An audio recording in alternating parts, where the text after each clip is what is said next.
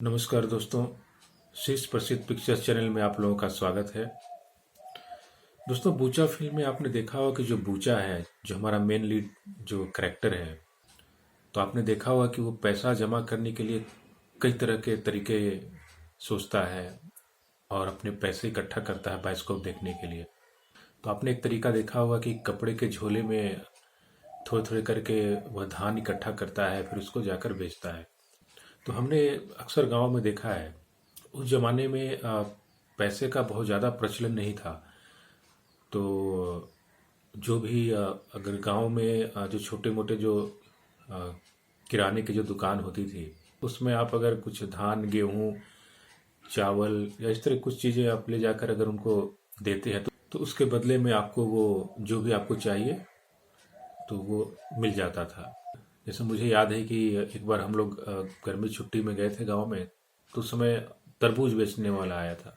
तो साइकिल पर झोले में बहुत सारे तरबूज रखे हुए थे और आवाज़ लगाता हुआ आता है। तो अब गांव में जितने लोग उससे तरबूज लेने जो गए खाने के लिए, तो ज़्यादातर पैसे की जगह पे सभी लोग कोई धान लेकर जा रहे हैं, कोई गेहूं लेकर जा रहे हैं, कोई चावल लेकर जा रहे हैं। इस तरह से उनको अपना वो चावल धान गेहूं देते थे और उस मात्रा में जितना उसका हो सकता है उस हिसाब से उसको तरबूज मिल जाता था। तो आपने देखा होगा कि फिल्म में बूचा जो है ऐसे ही खेत में वो घूम रहा है, जा रहा है, तो उसको दिखता है वहाँ पे कुछ धान पड़े हुए।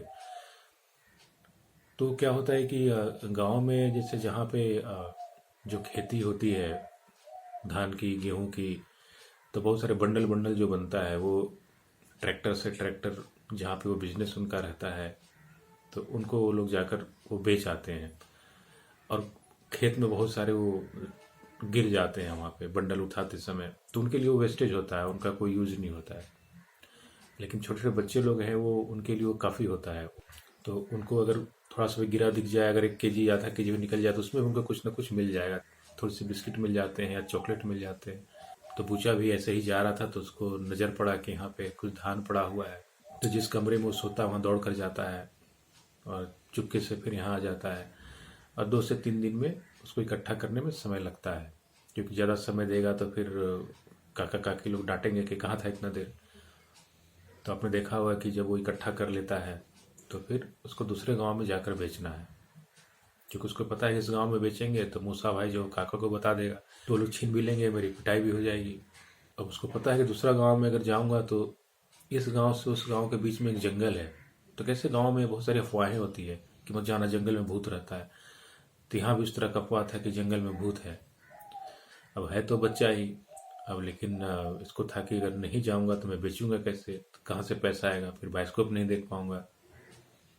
तो बहुत तेज दौड़ के भागता है वो जंगल से और जाकर दूसरे गांव में वो बेचता है। तो वहां से उसको कुछ पैसे मिल जाते हैं। तो गांव में इस तरह का प्रचलन था पहले कि पैसे की जगह पर आप अनाज देकर आपको जो चीज़ चाहिए वो चीज़ मिल जाता था। ये तरीका हमने वहाँ से लिया। जब मैं देखा कि बच्चे लोग और कई तरह के बड़ी लेडीज लोग भी, मतलब गांव की जो औरतें होती हैं उनको भी मैं देखता था कि जैसे चूड़ी वाली अगर दौरा में जो चूड़ी लेकर बेचनी आती थी, उसमें उनका श्रृंगार का सामान घूम घूम कर, तो जब वो खरीदती थी तो पैसे की जगह पर मैं देखता था कि उनको गेहूं देती थी, कोई अरवा चावल दे दिया, तो उनके बदले में उनको चूड़ी मिल जाता था और श्रृंगार का बिंदी, ये सब जो सामान होता है, सिंदूर, ये सब मिल जाता था। तो पहले ये सब ज़्यादा प्रचलित था। पैसे का बहुत ज़्यादा लेन देन नहीं होता था उस समय। पैसे बड़ी चीज़ होती थी, बहुत मुश्किल से सिक्के विक्के आप देख लेंगे, लेकिन रुपए रुपए तो जो धनी मनी होते थे उन्हीं के पास होते थे। तो बूचा का जो कई सारा तरीका होता है पैसा जमा करने का बायोस्कोप देखने के लिए, तो उसमें एक तरीका उसका ये भी होता है, धान जमा करता है दूसरे गांव में जाकर बेचता है, तो वहाँ से उसको कुछ पैसे मिल जाते हैं।